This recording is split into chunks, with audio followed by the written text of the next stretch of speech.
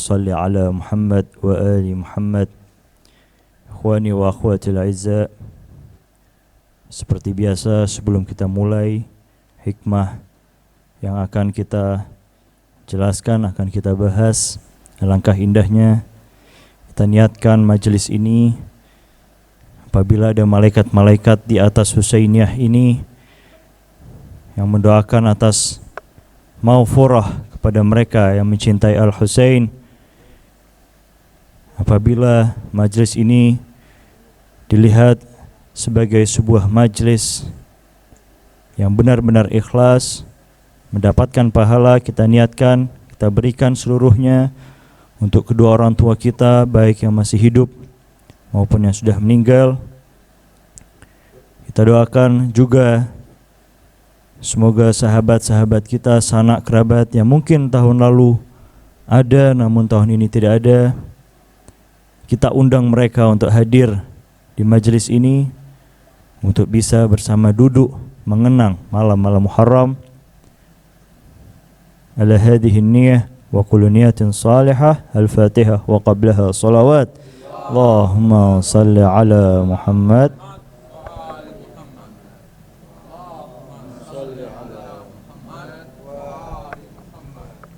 Allahumma salli ala Muhammad wa ali Muhammad wa ajil faraja. Bismillahirrahmanirrahim. Alhamdulillahirabbil alamin arrahmanir rahim maliki yaumiddin.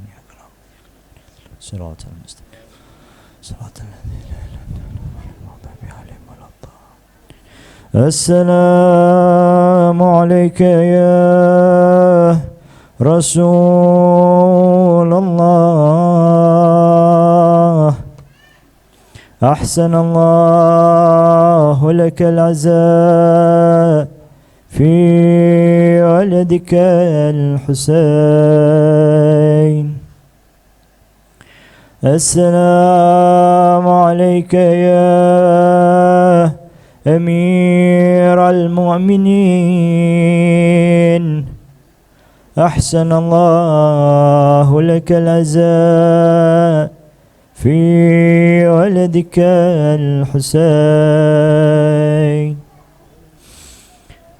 السلام عليك يا فاطمة.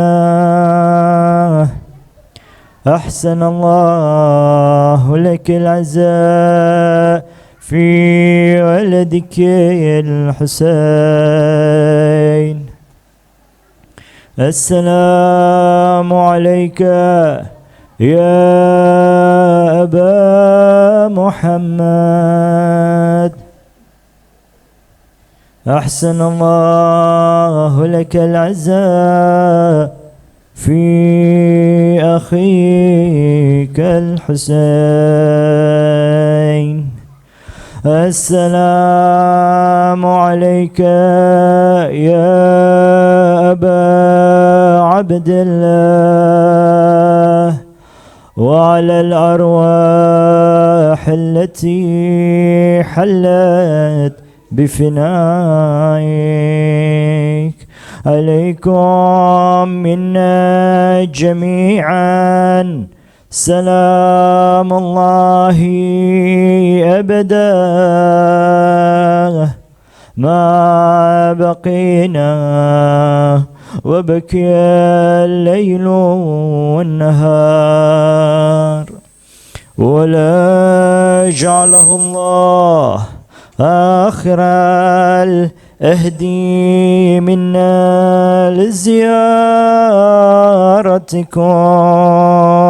bersama-sama. Assalamu ala al-Husain wa ala Ali ibn al-Husain wa ala أولاد الحسين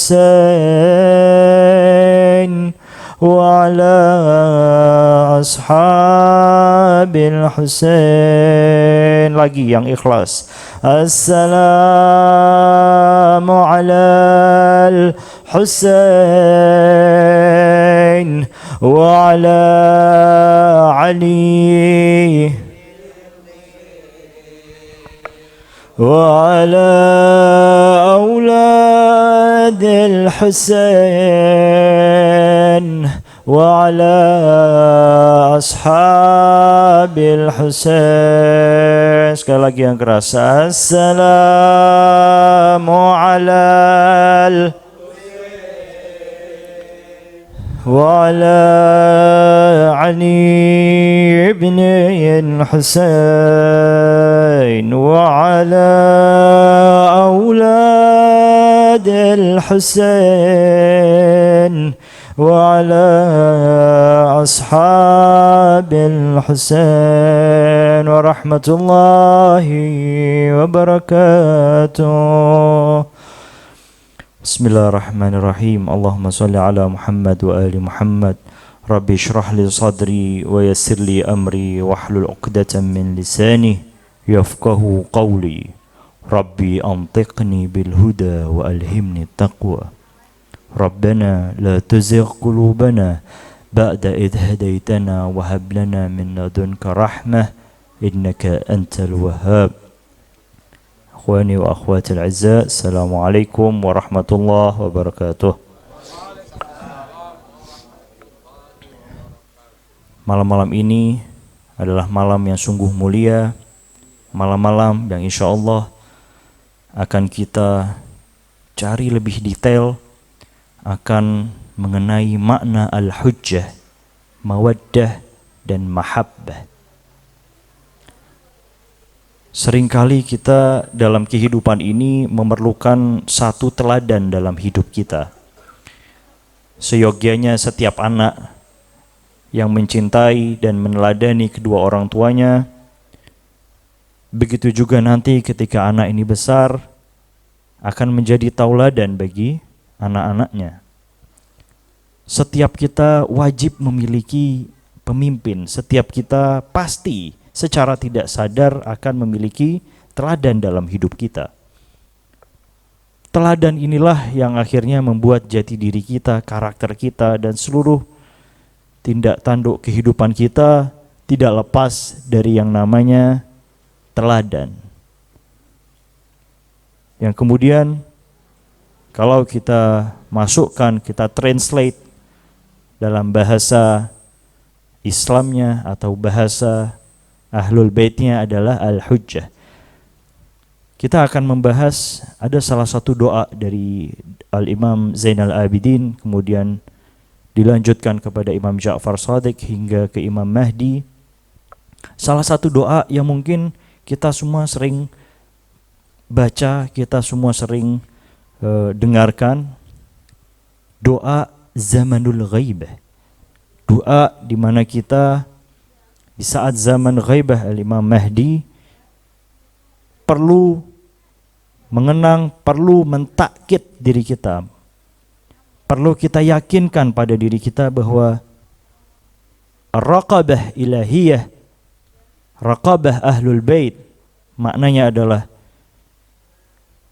pendekatan atau mukasyafah dari Tuhan kita, dari ahlul bait yang sebenarnya 24/7 setiap hari, setiap detik, setiap menit Allah menyaksikan kita atas segala kebaikan maupun dosa. Seluruhnya Allah tidak pernah bisa tidur, memang tidak tidur. Begitu juga Ahlul Bait, begitu juga Al-Imam Mahdi yang selalu melihat bagaimana mereka yang mengaku pecintanya.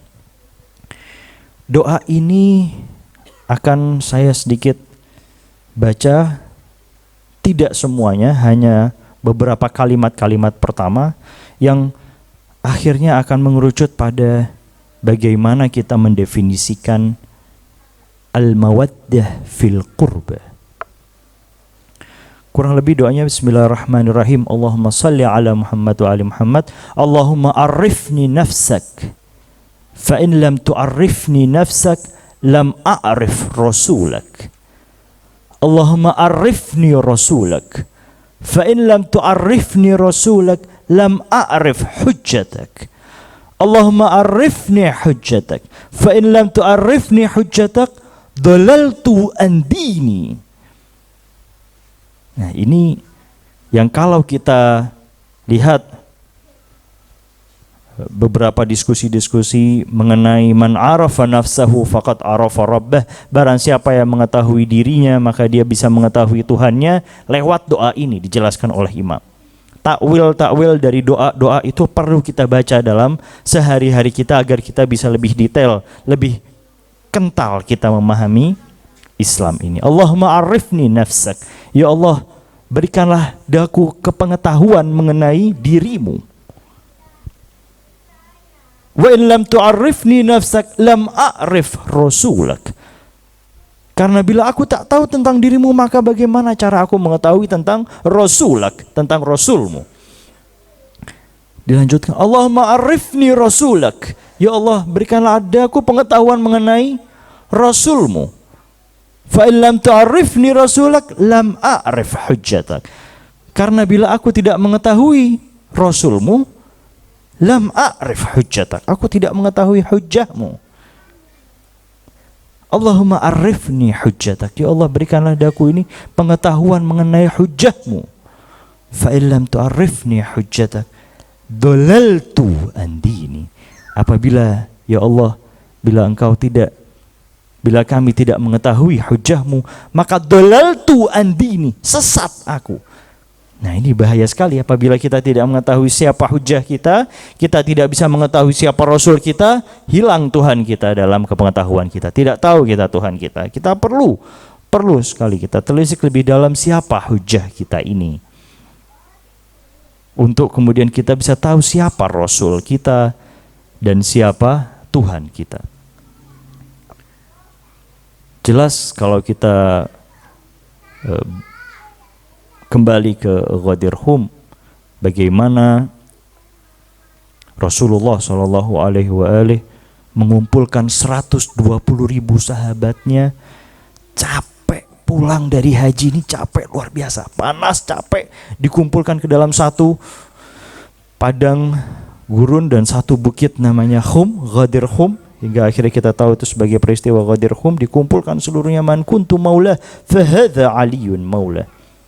Kenapa kok urgensi dari Rasulullah ini memberitahu bahwa maulah, barang siapa yang menjadikan aku pemimpinnya, maka Ali lah juga pemimpinnya. Jadi di ikhwan kita Ahlus Sunnah, maulah ini diartikan sebagai sahabat.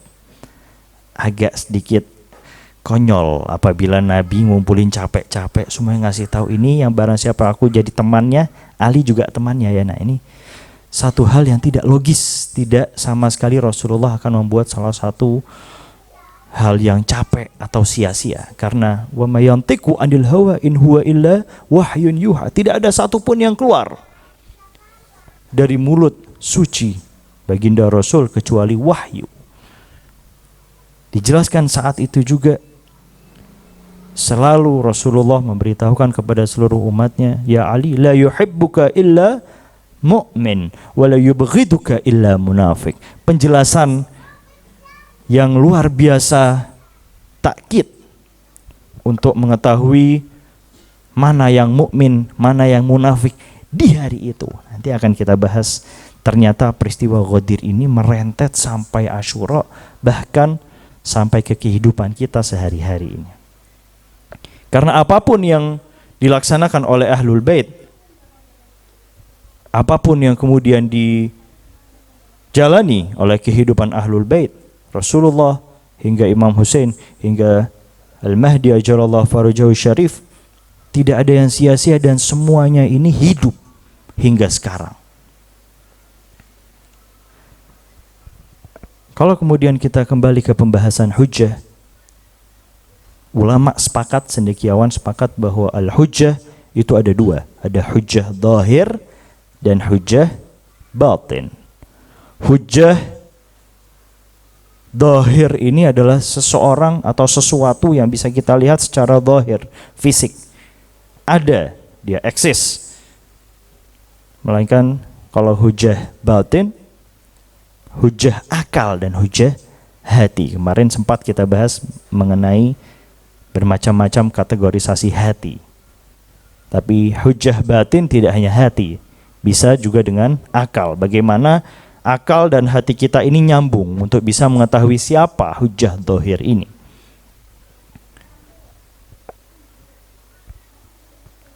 Sedikit kita akan lompat lagi mengenai pembahasan di mana Al-Husain, tidak ada satupun yang diminta dari Al-Husain, satupun dari keluarga Nabi meminta balas darah, meminta balas anak-anaknya, pengorbanannya seluruhnya kepada mereka. Tidak ada satupun. Selalu kita baca ayat Kulla as'alukum alaihi ajran illal mawaddata fil qurba. Menarik, kenapa Allah ternyata membagi kata mahabbah dan mawaddah di dalam Al-Quran.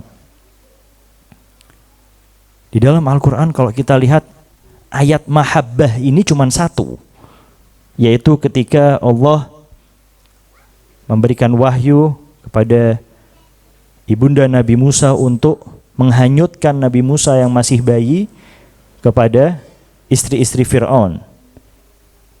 Janganlah engkau khawatir, janganlah engkau takut, karena mahabbah Allah ada untuk menjamin Musa kepada istri-istri Fir'aun. Akan tetapi ayat mawaddah lebih banyak. Mawaddah ini ada kurang lebih 7 atau 8 ayat. 7 ayat yang paling mendasari mawaddah. Kalau kita lihat di terjemahan Depak, tidak lain keduanya sama-sama artinya cinta. Antara mahabbah dengan mawaddah, cinta. Nah, ini perlu kita telusuri lebih lanjut, perlu kita baca tafsir secara lebih dalam bagaimana makna mahabbah dan mawaddah ini. Sama seperti al-yauma akmaltu lakum wa atmamtu lakum wa atmamtu alaikum ni'mati. Sama-sama artinya sempurna. Nah, cendekiawan sepakat bahwa ternyata antara mahabbah dan mawaddah ini yaitu sesuatu yang membedakan secara asasi. Mahabbah ini lebih kepada nafsiyah,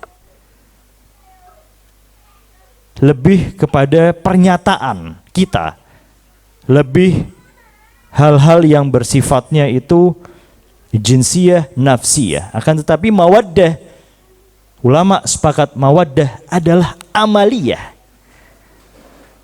Begitu juga ketika litaskunu ilahi, ketika Allah menurunkan ayat mengenai sakinah, mawaddah, warahmah antara suami dan istri, cinta yang dipakai bukan cinta mahabbah, akan tapi mawaddah. Karena bila kita cinta pada sesuatu ada amaliyah, ada bukti, ada saran, ada rekomendasi, ada sebuah perlakuan pembuktian bahwa ternyata cintanya ini tidak hanya di nafsiyah atau tadi itu pembagiannya.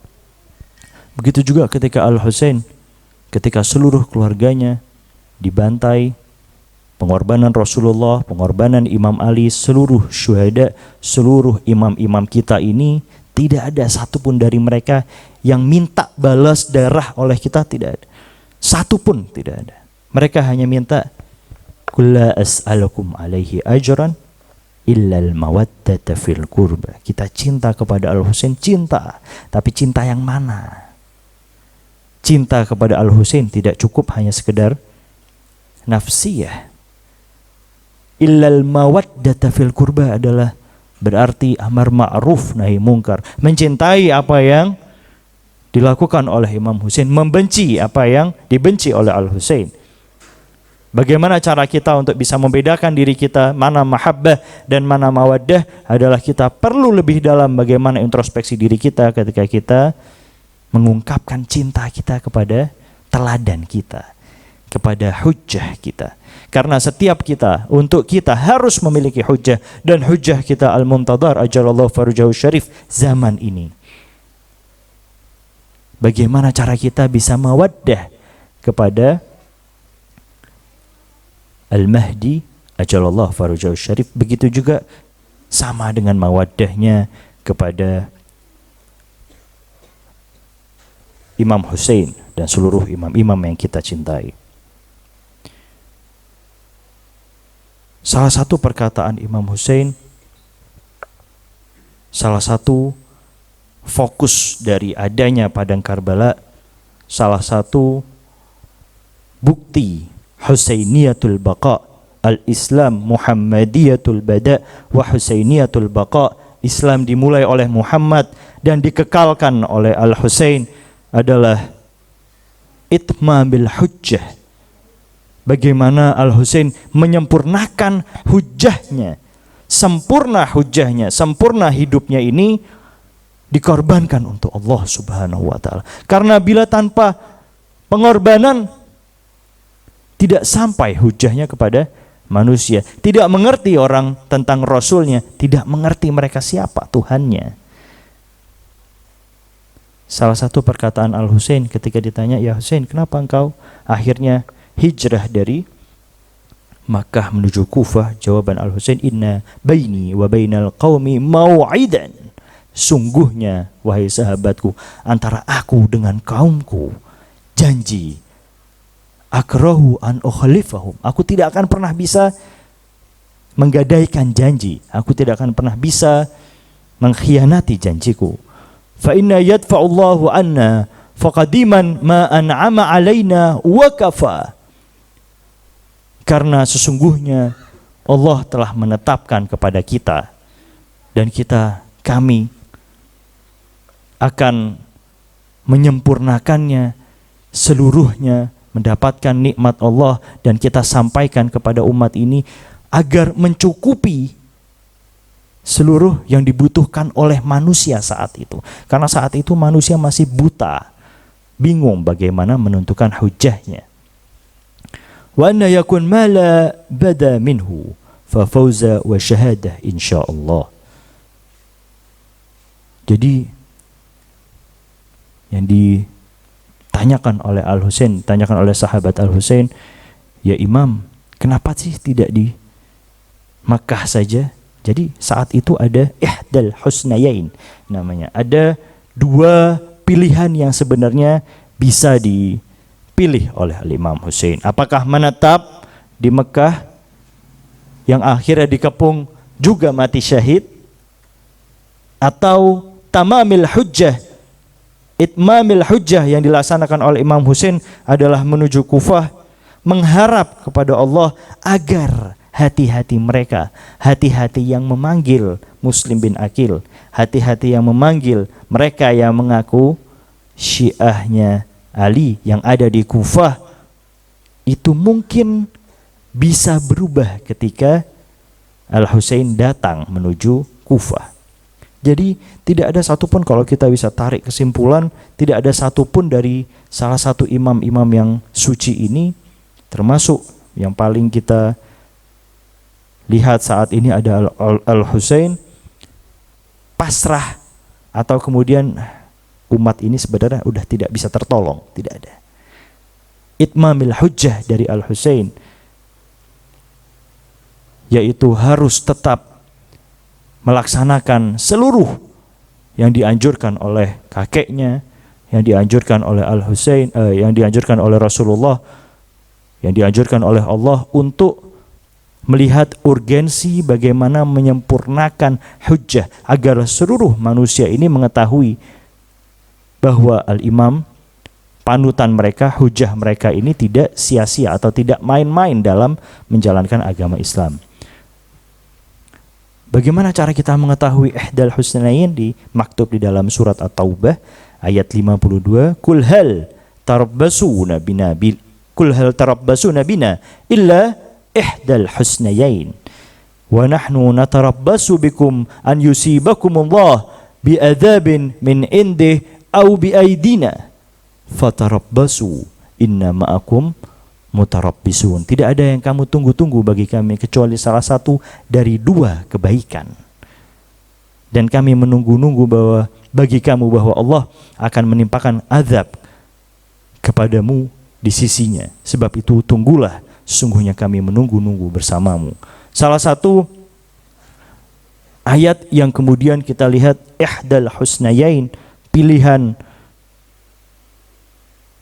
antara duduk diam di Mekah menunggu semuanya baik atau pasrah dalam keadaan yang sama, atau kemudian menjalankan hujahnya sebagai imam untuk berdakwah ke Kufah. Tidak ada satupun ikhwan akhwat, tidak ada setitik hal yang membuat Al-Husain benci kepada Bani Umayyah, walaupun sudah dikorbankan anaknya, walaupun sudah meninggal Al-Abbas, dipotong dua tangannya untuk memiliki qalb yang bersih hanya untuk Allah.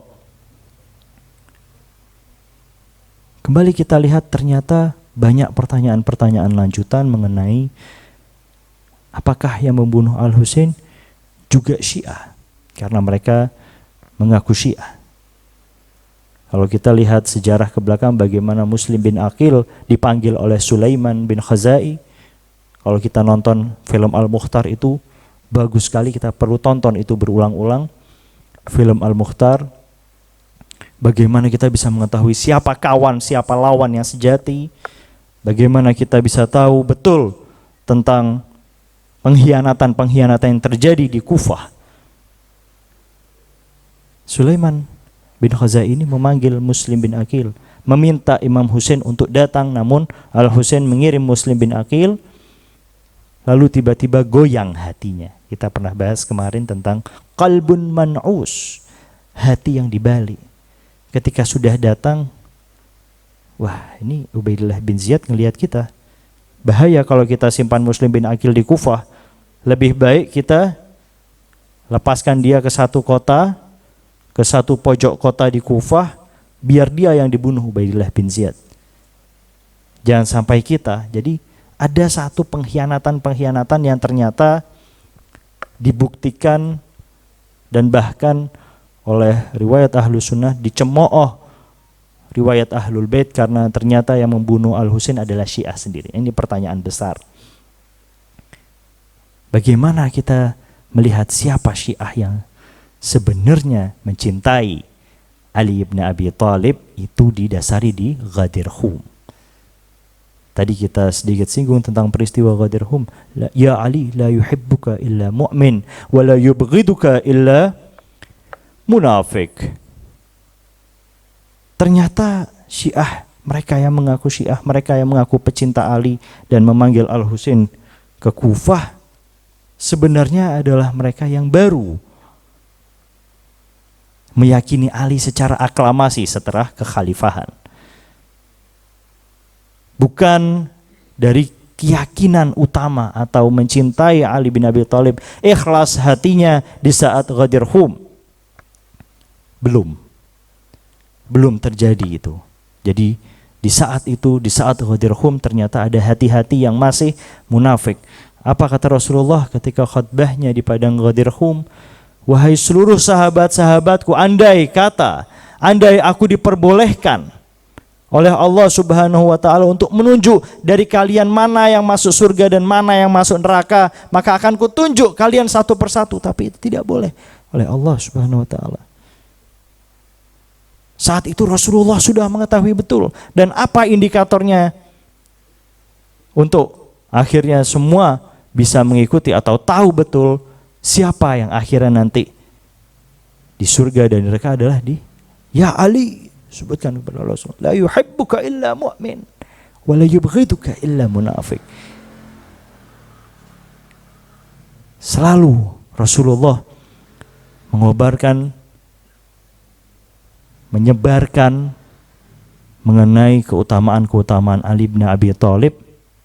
Ali qasimul jannati wan nar, Ali yang memisah surga dengan neraka. Itulah kalau kita insyaallah pergi ke Najaf, ziarah Imam Ali bin Abi Thalib, ada 7 ziarah penting dan tidak semuanya mengetahui hal ini. Kalau kita melihat di Mafatih, di dalam ziarah kita kepada Ali bin Abi Thalib, mulai dari masuk Najaf, masuk ke pintunya, itu adab-adabnya. Tapi tidak untuk Al-Husain. Semuanya, siapapun agamanya, bagaimanapun madhabnya, untuk Al-Husain akan dipeluk. Tapi untuk Ali bin Abi Thalib, muhim, penting.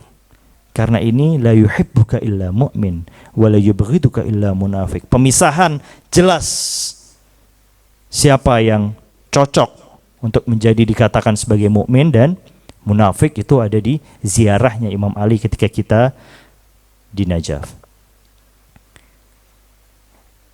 Dikatakan lagi oleh sahabat-sahabat Al-Husain, ya Husain, sebenarnya apakah engkau tidak tahu bahwa engkau ini bunuh diri? Nah, ini salah satu metode untuk tamamil hujjah. Karena apabila Husain tidak melakukan ini, hujjahnya tidak tersampaikan. Dan bila tidak tersampaikan, seluruhnya tidak akan ada yang tahu mengenai siapa Rasulnya dan Tuhannya. Dibacakan oleh Al-Husain, kulla yusibana, ayat Quran, bismillahirrahmanirrahim, kulla yusibana illa ma kataballahu lana huwa maulana wa 'alallahi falyatawakkalul mutawakkilun. Tidak ada satupun, ini dalam satu ayat Quran, tidak ada satupun musibah yang menimpa setiap umat manusia kecuali Allah sudah tentukan musibahnya. Maka untuk kita hanya bisa bertawakal. Untuk kita bisa bertawakal itu cukup.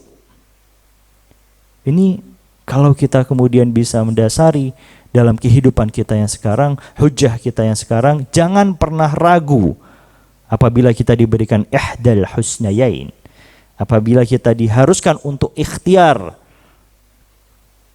dalam seluruhnya, dalam bisnis, pekerjaan, memilih sesuatu, ihdal husnayain, tamamil hujjah, penting untuk kita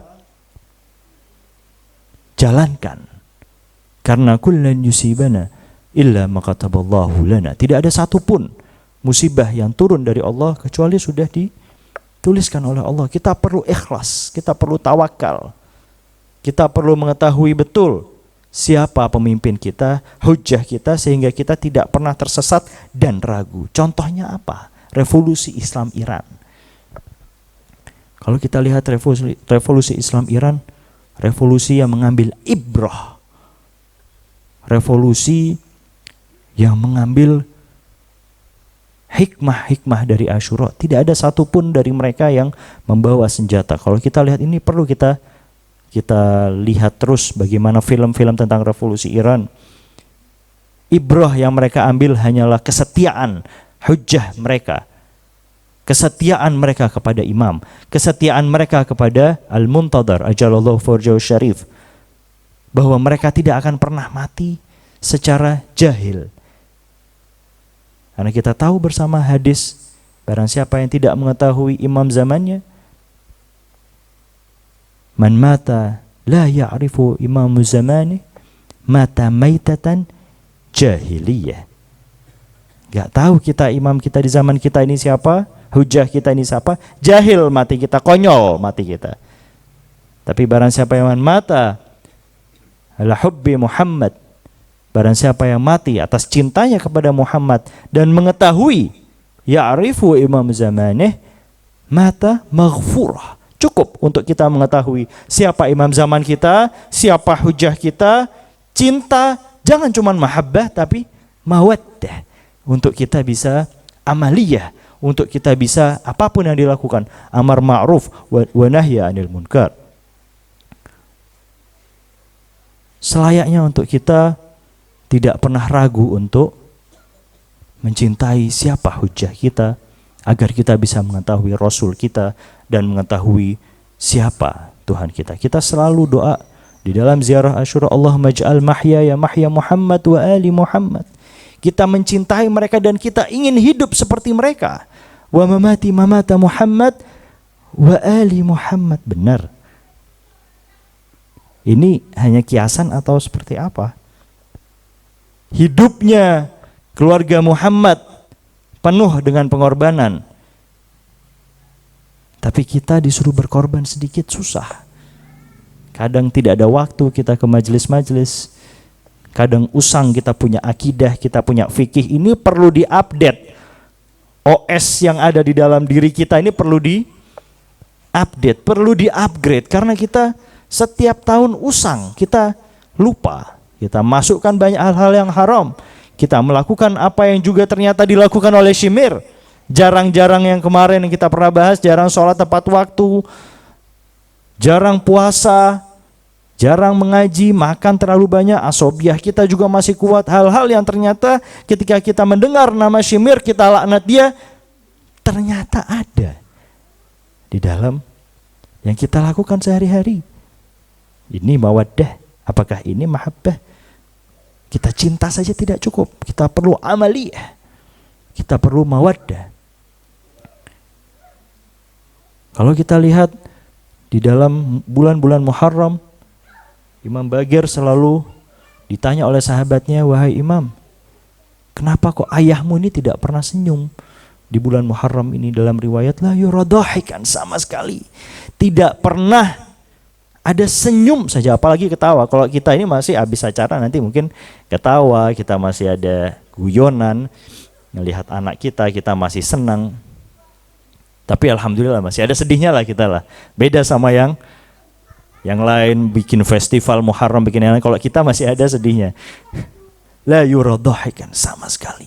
Di wajah Imam Ali Zainal Abidin murni menangis. Karena hatinya, karena cintanya, tidak ada satupun yang pernah mengalahkan manusia-manusia yang mencintai atau mawaddah fil qurba. Begitu juga setiap imam yang melakukan mawaddah fil qurba. Mereka mencintai siapa kalau bukan dengan keluarganya juga. Maka apa yang dianjurkan oleh Rasulullah, apa yang dianjurkan dilakukan oleh seluruh keluarganya, akan juga dilakukan kepada cucu-cucunya. Allahumma ij'al mahyaya mahya Muhammadin wa ali Muhammad. Kita minta, ya Allah, hidupnya kita dengan hidupnya keluarga Nabi, dan matikan kita seperti mati-mati mereka.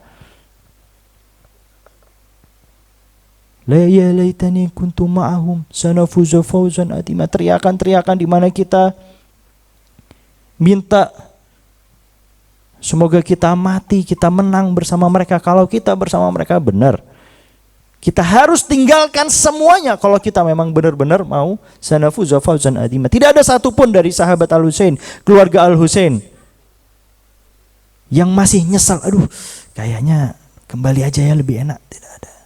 Hatinya ikhlas. Seluruhnya bahkan ingin kembali syahid. Ya Imam, kalau aku dimatikan lagi, dihidupkan lagi, dimatikan lagi, dihidupkan lagi, sampai ribuan kali, aku akan tetap bersamamu ya Imam. Kita siap? Kita masih belum bisa meninggalkan kebun kita, ladang kita, usaha-usaha kita masih susah. Punya anak, kita korbankan seluruhnya untuk Al-Husain, pengorbanan. Untuk tamamil hujjah kita masih belum siap, karena kita masih mencintai hanya mahabbah, belum mawaddah. Cinta kita ternyata masih nafsiyah. Cinta kita belum sampai pada hati yang terdalam, amaliyah kita. Sehingga perbedaan yang mendasar antara mereka yang mencintai Al-Husain dan yang tidak terlihat kepada apa? Terlihat kepada bagaimana mereka tenang terhadap hujahnya. Syuhada, kalau kita lihat Hizbullah, kalau kita lihat Pasdaran, revolusi, tidak ada satupun yang mereka khawatirkan. Semuanya lulus, dalam dunianya lulus, dalam keluarganya lulus. Nah kita ini masih bingung.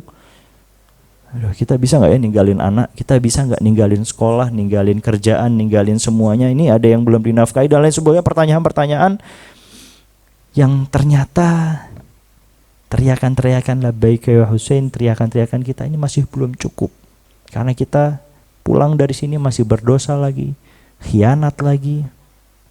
Masih ada hak-hak orang di dalam diri kita, hak-hak yang ternyata kalau kita pendam, tidak akan kita tiba-tiba besok kita mati, masih ada hak orang lain di dalam diri kita. Tapi besok ternyata kita mati, kapan kita mati? Ini kita pernah tahu nggak kita mati kapan? Nggak tahu. Tidak bisa kita tahu. Apabila kita mati masih menanggung hak-haknya orang lain. Mati kita tiba-tiba lihat ada Yazid, karena memang cuman ada tipikal dua di dalam kehidupan ini. Keislaman yang ada di dunia saat ini adalah apakah kita benar-benar pecinta Al-Husain atau pecinta Yazid. Sudahkah kita melaksanakan semuanya? Sudahkah kita mencintai secara amaliyah atau belum? Bahaya kita tiba-tiba tiba-tiba kok ada Yazid ini. Karena kita ternyata masih belum rela. Hati kita ini masih belum tergerak kepada hal-hal yang dianjurkan oleh Imam. Nahya anil munkar itu kita masih belum rela. Masih berat kita meninggalkan banyak hal. Belum bisa kita korbankan sesuatu. Kita tidak tahu kapan meninggal. Bagaimana, siapa teman kita nanti. Berapa lama kita di alam barzakh? Tahu kita berapa lama di alam barzakh? Kita bawa bekal di dunia ini, kita sholat kalau di total 3 menit kali taruhlah umur kita selama 70, 80 tahun. Maksimal kita kalau bawa bekal isinya sholat kita ini nggak sampai dari 1 tahun kalau di total dari seluruh umur hidup. Iya kalau kita dapat bonus Lailatul Qadar 83 tahun 1000 malam. Kalau enggak, kalau ternyata masih bolong, hati kita belum ikhlas, datang hanya untuk riya dan lain sebagainya, hati kita masih belum bersih. Iya kalau semua sholat kita diterima, istighfar kita diterima. Kalau belum, hal-hal yang ternyata kita pakai sehari-hari masih ada haramnya, yang kita lihat, yang kita konsumsi masih belum sesuai seperti ajaran Islam, maka paling lambat kita di alam barzakh 2-3 hari udah habis bekal kita ini. Siapa yang menolong kalau kita nggak punya hujah? Siapa yang bisa kita minta bantuan ketika kita ternyata putus, dilepeh? Apa bahasa dilepeh itu? Kalau bahasa Jawanya itu udah diludahkan lagi, dilepeh. Kita seumur hidup kita ini yang ternyata penuh dengan maksiat, jarang istighfar, jarang-jarang yang lainnya. Paling lama 2-3 hari udah habis bekal kita. Jadi alam barzakh ini, ikhwani wa akhwati, itu kita perlu mengetahui apa. Ada salah satu bukunya dari Najafi Kucani, ini perlu di dalam kajian juga. Apa alam setelah kematian? Kita tidak pernah tahu alam itu. Alam barzakh itu sama seperti kita masih alam rahim. Seperti apa dunia kita tidak pernah tahu. Alam barzakh ini apakah 5 tahun, 10 tahun, ratusan tahun, gak ada yang tahu. Kita habis bekal kita 2 hari. Tapi apa janji al-hujjah, janji para imam? Wahai seluruh pengikutku, pecintaku, apabila kalian menziarahiku ke makamku, maka tidak akan satu pun dari kalian yang kebingungan mengenai hari di mana kalian sangat-sangat meminta pertolongan. Tidak bisa ke makam kita mengucapkan ziarah Asyura setiap hari. Ziarah-ziarah harian itu ada. Ziarah hari Jumat misalnya tentang ziarah Imam Mahdi, Sabtu Rasulullah, Imam Amirul Mukminin, Imam Ali, Sayyidah Fatimah hari Minggu, Imam Hasan, Imam Husain hari Senin, Selasanya Imam Ali Zainal Abidin dan seterusnya sampai Imam Hasan Askari hari Kamis. Itu minimal kita baca dong. Habis subuh itu kita baca, kita minta pertolongan karena hanya mereka yang bisa nolong kita. Siapa yang bisa nolong kita? Hujah kita ini siapa kalau bukan imam-imam yang kita cintai ini? Mau kita mati jahiliyah? Falnaudzubillah min dzalik. Kita perlu mengetahui betul detail siapa imam kita, siapa hujah kita agar kita tidak tersesat. Dalaltu an dini, aku akan sesat dalam agamaku kalau aku tidak mengetahui siapa hujahku, rasulku dan Tuhanku. Tidak bisa ziarah Asyura, tidak bisa ziarah Assalamualaikum ya Aba Abdillah, Assalamualaikum ya Amirul Mukminin. Semudah itu sebenarnya kita mengucapkan, tapi kadang kita lupa, kadang kita lebih asyik untuk bahas sesuatu yang lain, bahas bisnis, bahas ghibah, bahas yang lain, itu jauh lebih utama. Nah ini mulai kita dalam madrasah ini, dalam malam-malam Muharram ini, kita jauhkan seluruh amal-amal buruk, minta kita yang khusyuk sampai nangis tadi. Sempat kita bahas mengenai dalil menangis. Kenapa kok kita harus menangis? Pernah gak dalam satu sholat kita menangis? Satu saja rakaat. Kata Imam Ali Zainal Abidin, apa pahala sholat sebenarnya? Kita tidak pernah tahu sholat ini, sehingga sholat kita ini agak sering terlewat. Kita hindari, bahkan kita mundur-mundurkan, qadha. Satu saja kata Imam Ali Zainal Abidin. Sholat Anda diterima satu rakaat, bukan satu sholat, satu rakaat. Ghafarallahu dzunubahu. Sebelumnya Allah menghapus semua dosa yang pernah dilakukan dan yang akan dilakukan. Kita kalau sholat ingatnya yang lain-lain. Selalu malah ingat ini, ingat itu, ingat yang lain-lain. Kita tidak tahu bagaimana pahala sholat, sehingga khusyuk kita kurang. Ngaji kita jarang. Puasa kita males. Membuat akhirnya hati ini kadang menganggap remeh siapa hujah kita. Dengan itulah insya Allah mulai dari malam-malam ini kita bertekad bahwa hujah kita jelas, cinta kita tidak hanya mahabbah, cinta kita perlu mawaddah, cinta amaliyah, berwujud dengan tekad kita untuk terus istighfar, qadha apa yang seharusnya diqadha, puasa kita yang masih bolong, sholat kita yang masih lupa. Kalau ngerasa sholat kita, enggak ada yang bolong kita ternyata ini. Qadha sholat orang tua yang masih hidup maupun sudah meninggal, kita qadha, itu pahalanya double sekali. Pahala luar biasa untuk kita bisa kirimkan kepada orang lain. Insya Allah di malam-malam ini, malam-malam selanjutnya merupakan ibrah yang besar untuk kita semuanya. Untuk kita mengetahui siapa hujah kita yang sebenarnya. Untuk kita mengetahui kita tidak akan pernah tersesat dalam agama ini. Detail kita mengetahui siapa hujah kita, siapa Rasul kita, dan siapa Tuhan kita. Insya Allah kita niatkan pahala yang ada di dalam majelis ini. Kita tutup dengan pembacaan ziarah, doa minta pertolongan dari Al-Hujjah Al-Muntadhar Sahib Al-Asri wa Zaman. Mudah-mudahan Allah bisa berikan hidayah taufik dalam majelis ini. Allah kekalkan majelis Al-Qaim hingga munculnya Al-Qaim yang sejati. Semoga Allah memberikan cinta anugerah kepada anak turunan kita, bisa meneladani siapa teladan yang benar, hujah yang benar, hingga tidak akan pernah tersesat selamanya dan meninggal dalam keadaan maghfurah. Kita baca ziarah kepada Imam Hussein dan minta doa. Assalamu ala al-Husain wa ala Ali ibn al-Husain وعلى أولاد الحسين وعلى أصحاب الحسين. Panggil imamnya. Assalamu ala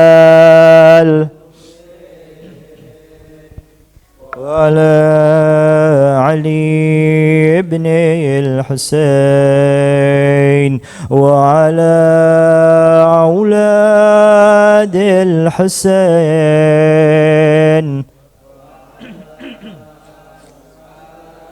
بالحسين.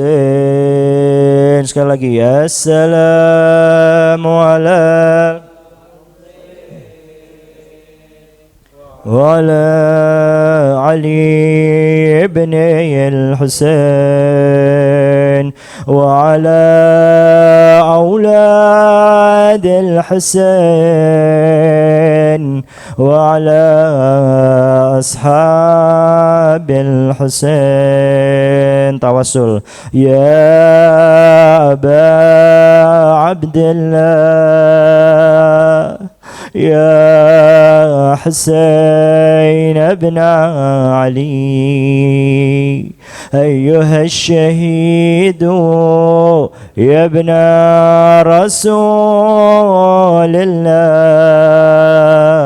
يا حجة الله على خلقه يا سيدنا ومولانا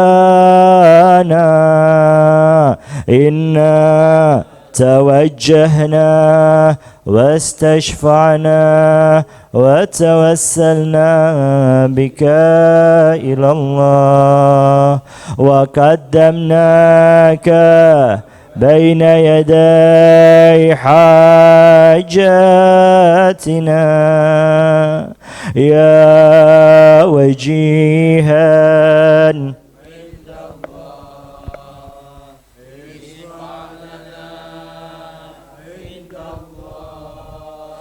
يا وجيها عند الله اشفع لنا عند الله يا وجيها عند الله اشفع لنا عند الله اللهم كن لوليك الحجة بن الحسن صلواتك عليه وعلى آبائه في هذه الساعة وفي كل ساعة وليا وحافظا وقائدا وناصرا ودليلا وعينا حتى تسكنه أرضك طوعا وتمتعه فيها طويلا وهب لنا رعفته ودعاه وخيره ما ننال ساعة من رحمتك وفوزا عندك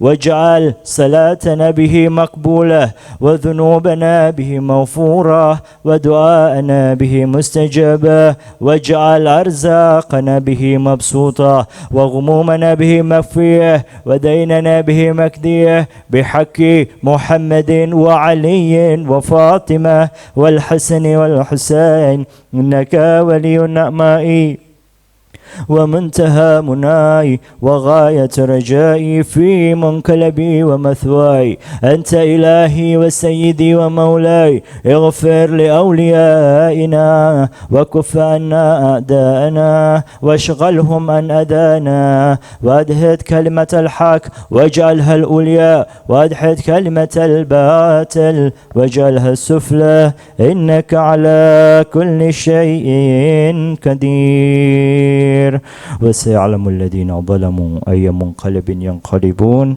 والسلام عليكم ورحمة الله وبركاته.